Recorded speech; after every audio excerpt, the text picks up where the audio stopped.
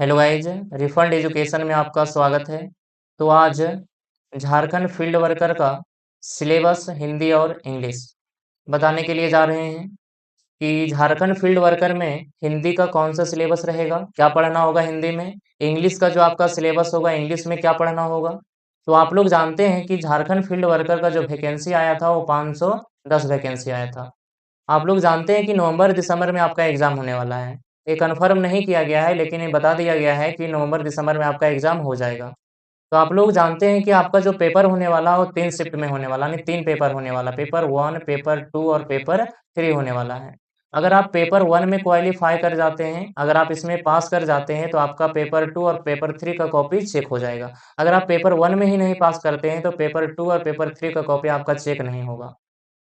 तो पेपर 1 में आपका सिर्फ क्या पूछा जाएगा, हिंदी पूछा जाएगा और इंग्लिश पूछा जाएगा। तो आप पेपर 1 को सबसे पहले कंप्लीट करिए, उसके बाद पेपर 2 और पेपर 3। क्योंकि आपका जो एग्जाम है वो एक ही दिन तीनों पेपर हो जाएगा, पेपर 1 भी हो जाएगा, पेपर 2 और पेपर 3 भी, यानी एक ही पाली में तीनों पेपर ले लिया जाएगा, अलग अलग शिफ्ट बना करके।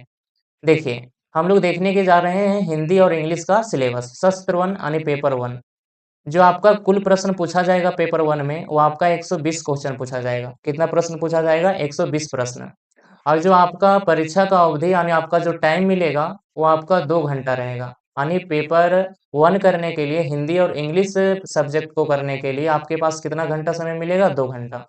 अब देखिए, हिंदी में, हिंदी का जो आपका प्रश्न रहेगा वो 80 प्रश्न रहेगा और जो आपका इंग्लिश का प्रश्न रहेगा वो 40 प्रश्न रहेगा। तो सबसे ज़्यादा वेटेज किसका है? हिंदी का है। तो आप हिंदी अच्छे से पढ़िए तो आप इसी में क्वालीफाई कर जाइएगा।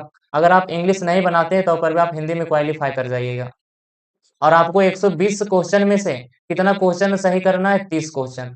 यानी 30 से 40 क्वेश्चन अगर आप सही कर दीजिएगा तो आप क्या हो जाइएगा? क्वालीफाई हो जाइएगा। और आप लोग जानते हैं कि जो आपका 120 प्रश्न है, एक क्वेश्चन आपका कितना नंबर का है? 3 नंबर का। तो आप जोड़ सकते हैं, 8 नहीं 12 तिया 36, यानी 360 नंबर का आपका क्या होगा? एग्जाम होगा। तो 360 में से आपको 108 नंबर लाना है। तो आप आराम से ला सकते हैं, 360 में से 108 नंबर लाना है। देखिए, अब जो हिंदी भाषा है, क्या है? हिंदी भाषा का 80 प्रश्न और अंग्रेजी भाषा का 40 प्रश्न। तो 80 जो प्रश्न है वो कहाँ से पूछा जाएगा इसके बारे में देखेंगे सिलेबस। और 40 प्रश्न है वो कहाँ से देखा जाएगा इसके बारे में हम सिलेबस देखेंगे। तो चलिए सबसे पहले हम हिंदी का सिलेबस देखते हैं। देखिए हिंदी का सिलेबस, हिंदी का अनुच्छेद से, अनुच्छेद यानी अनसीन पैसेज जो होता है उससे 20 क्वेश्चन रहेगा। अनसीन पैसेज किसे बोला जाता है? आप उस पैसेज को पढ़िएगा और क्वेश्चन बनाइएगा, जिसको आप लोग गद्यांश बोल सकते हैं।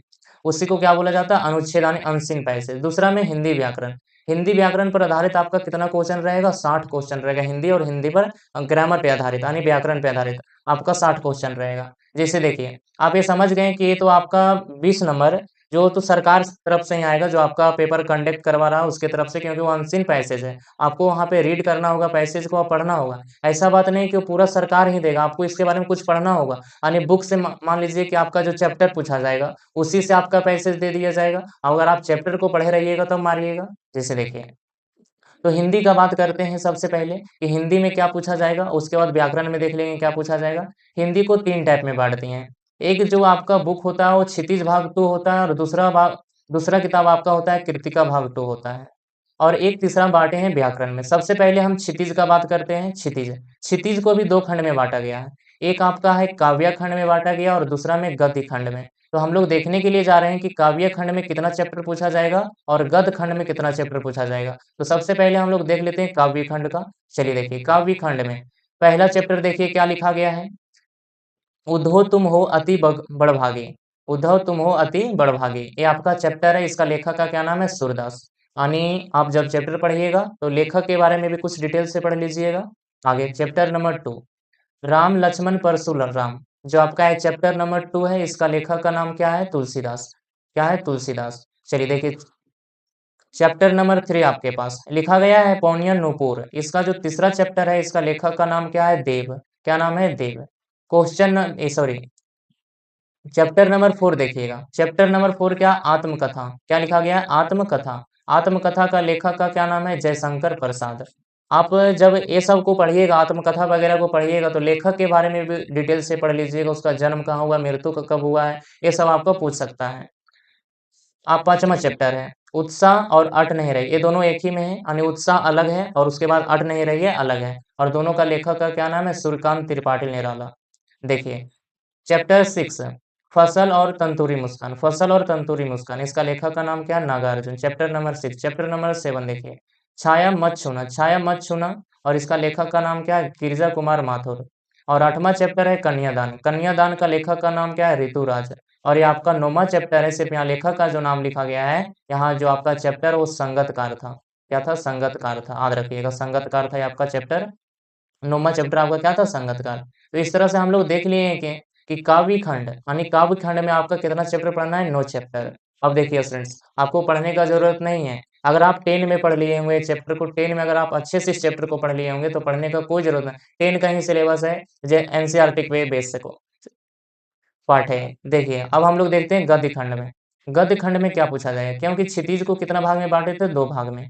एक काव्य खंड में बाँटे थे और दूसरा में गद्य खंड में। तो देखिए गद्य खंड में क्या पूछा जाएगा? पहला में लिखा गया है स्वयं प्रकाश।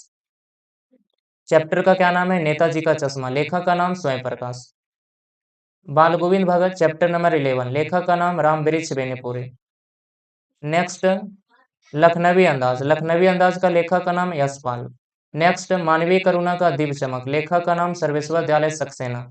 नेक्स्ट क्वेश्चन एक कहानी यह भी, यानी मनु भंडारी, लेखक का नाम मनु भंडारी। स्त्री शिक्षा, लेखक का नाम महावीर प्रसाद द्विवेदी। 16वां चैप्टर है नौबत खाने में इबादत है, लेखक का नाम है यतेंद्र मिश्र। और लास्ट है आपका संस्कृति, संस्कृति, और इसका लेखक का क्या नाम है? भंद आनंद। याद रखिएगा। तो आप लोग समझ चुके हैं कि हम क्षितिज में आपको 17 चैप्टर पढ़ना है। तो आप लोग देख लिए कि क्षितिज में कौन-कौन सा चैप्टर चैप्टर था।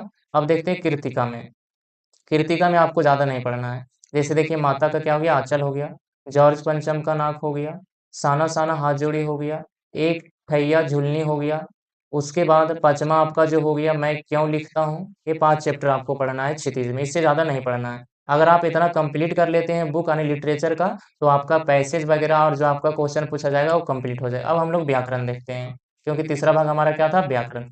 जैसे व्याकरण में आपको क्या पढ़ना होगा? क्रिया पढ़ लीजिएगा, वाक्य पढ़ लीजिएगा, संज्ञा पढ़ लीजिएगा, अव्यय पढ़ लीजिएगा, क्रिया विशेषण पढ़ लीजिएगा, विशेषण पढ़ लीजिएगा, विकारी अविकारी होता है इसे भी पढ़ लीजिएगा, कारक पढ़ लीजिएगा, समास पढ़ लीजिएगा, अनेक अर्थ यानी एक अर्थ का अनेक अर्थ होता है वो पढ़ लीजिएगा, मुहावरा कुछ-कुछ देख लीजिएगा, आँख मारने से इशारा करना हो जाता है इस तरह का मुहावरा, विलोम शब्द देख लीजिएगा और पर्यायवाची शब्द देख लीजिएगा।